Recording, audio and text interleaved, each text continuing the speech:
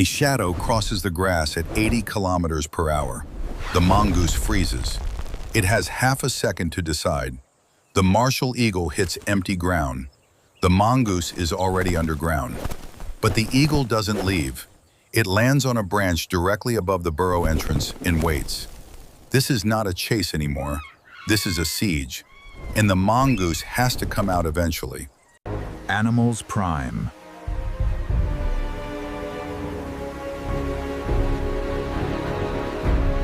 The banded mongoose, Mungo's mungo, body length 30 to 45 centimeters, weight under 2 kilograms. It has no armor, no venom, no size advantage over anything that hunts it.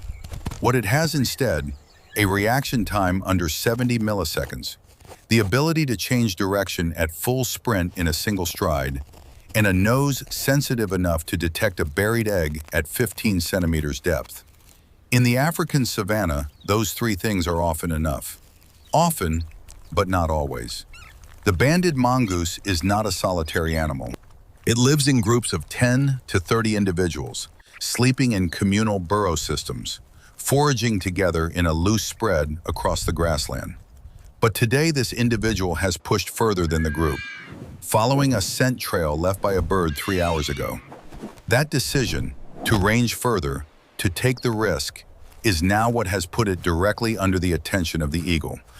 The martial eagle, Polymaetus bellicosus, is the largest eagle on the continent. Wingspan up to 2.6 meters. Talons that generate over 400 newtons of force on impact. Eyesight sharp enough to spot a mongoose from 5 kilometers in clear air. When these two animals occupy the same patch of ground, the outcome is not decided by strength. It is decided by timing. The martial eagle nests once every 2 years, a single egg. Incubation, 47 days. The female stays on the nest almost constantly. The male hunts to feed both of them. A failed day of hunting does not just mean hunger. It means reduced energy available for nest defense, for the female's condition, for the egg's viability. The mathematics of survival at the top of a food chain are different from the mathematics of survival near the bottom. The eagle has less margin for injury, less flexibility in strategy, and far longer to recover from any mistake. Today's failed strike is a calculation, not a defeat. Mid-morning, the dry savannah of East Africa. Air temperature already 38 degrees Celsius. The grass is brittle. Every step makes a sound. The mongoose moves low and fast across the open ground, nose working constantly. It stops at the base of a tree, climbs quickly toward a nest on a high branch. 3 eggs, each one roughly 80 calories, a full day's energy in a single find. In the savannah, this is not luck. This is the difference between making it to the next morning or not. The mongoose begins feeding. From 400 meters above, the martial eagle is already descending. It spotted the movement, not the mongoose specifically. The unusual stillness in one spot followed by activity, that pattern is enough. The eagle drops at full speed. The mongoose hears the air displacement before it sees anything. It launches off the branch, hits the ground running, and reaches a burrow opening in under 4 seconds. The eagle pulls up 2 meters from the ground. First strike, missed. The martial eagle lands on a branch 12 meters above the burrow entrance, folds its wings, and waits. This is a documented hunting strategy. Martial eagles will hold position over a burrow entrance for up to 40 minutes. They are not frustrated. They are not giving up. They are calculating. The mongoose has to breathe. It has to drink. It cannot survive underground indefinitely. Every minute it stays hidden is a minute it is not eating, not moving, not living. Eventually, it has to come out. The eagle's stillness is not passive. It is a precision instrument. Studies on martial eagle hunting behavior show they track micro movements at the burrow entrance. A shift of soil, a shadow moving at the wrong angle, the faintest displacement of air near the opening. The mongoose cannot look out without being seen. It cannot signal any other member of its group without the call giving away its exact position. It is completely alone with this calculation. Inside the burrow, the mongoose is aware of all of this in the way animals are aware of things. Not as thought, but as pressure. The instinct to emerge. The counter-instinct that says, not yet. After 11 minutes, the mongoose moves its head into the entrance tunnel. Slow, 1 centimeter at a time. The eagle hasn't moved. The mongoose pulls back. How long do you think it stayed underground before it tried again? Leave your answer in the comments.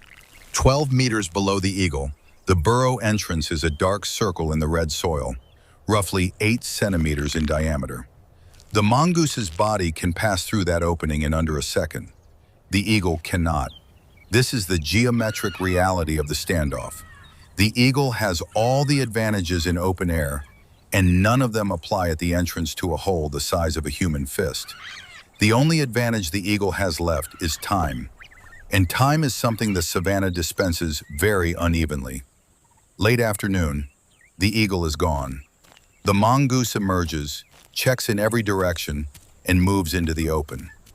By dusk, it has reached a marula tree at the edge of the grassland. The marula, Sclerocaria birrea, produces fruit with 3 times the vitamin C of an orange.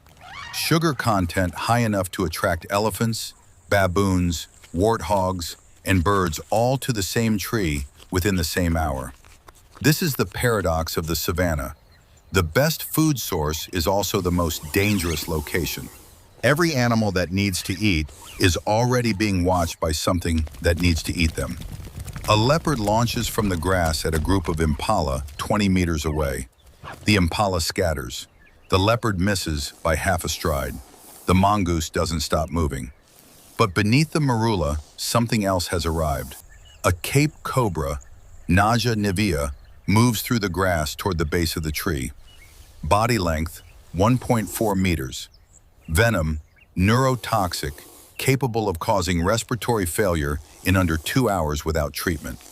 A vervet monkey in the low branches above the cobra hasn't seen it yet. The cobra begins climbing the trunk, silent, slow, 1 scale grip at a time.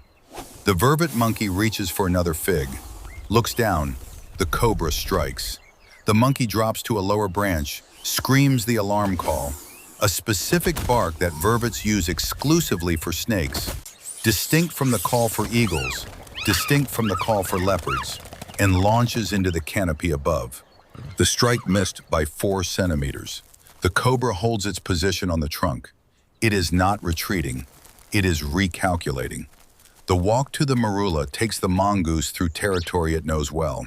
It moves in a precise zigzag, never straight lines, never predictable.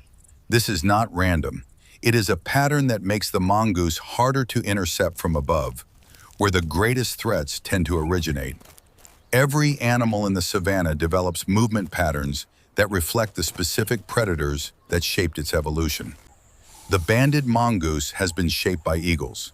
Below the tree, the mongoose has been watching the cobra for the past 30 seconds. This is worth stopping on. Mongooses are one of the few mammals with partial resistance to cobra venom. Acetylcholine receptors in their muscle tissue are structurally different from those of most other mammals. The neurotoxin binds less effectively. A dose that would kill a dog in minutes may only slow a mongoose down. This resistance is not immunity. The mongoose can still be killed by a cobra, but the margin for error is significantly wider than it is for anything else at this tree. The cobra knows the mongoose is there. Its tongue has been reading the chemical signature for the past 20 seconds. The mongoose's body scent, its stress hormones, the specific molecular markers of a predator capable of killing it. A Cape cobra encountering a mongoose does not behave the way it behaves encountering a rat. It holds itself differently. The hood flares wider, the body coils tighter. This is not learned behavior. It is recognition encoded over millions of years of exactly this kind of encounter. The mongoose moves toward the cobra.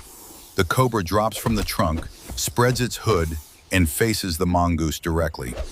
What happens next is not a fight. It is a negotiation of risk.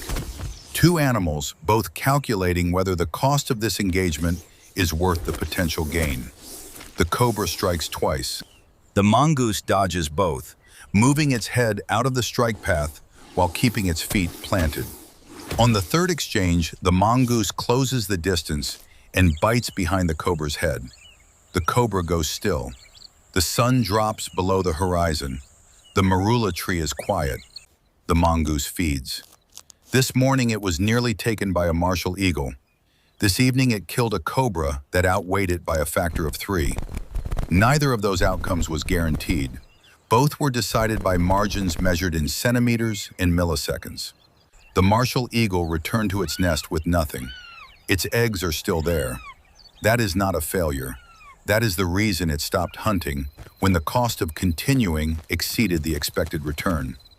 Every animal in this story was following the same logic. Find food, avoid dying, repeat. No villain, no hero, just the calculation that runs continuously in every living thing on this savanna. What neither animal knows, what no animal in this system knows, is that the savanna's structure depends on exactly these kinds of incomplete outcomes. The eagle that misses today hunts again tomorrow.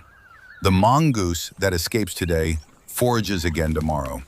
The cobra that loses this encounter is replaced next season. The system does not require any individual to win. It requires the game to continue. And the game has been continuing on this particular stretch of East African grassland for approximately 3 million years. The African savanna is one of the most biodiverse ecosystems on the planet. It is also one of the most threatened.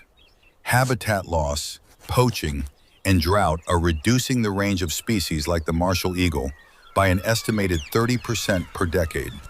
When the top predator disappears, the animals below it stop being regulated. The cascade moves down every link in the chain. The mongoose is a small animal, but it holds a position in this system that nothing else fills in quite the same way. If this video showed you something about how the savanna actually works, hit the like button. Subscribe for the next episode. Next, a single termite mound that supports more predator activity per square meter than any other structure on the savanna. The animals that use it will surprise you.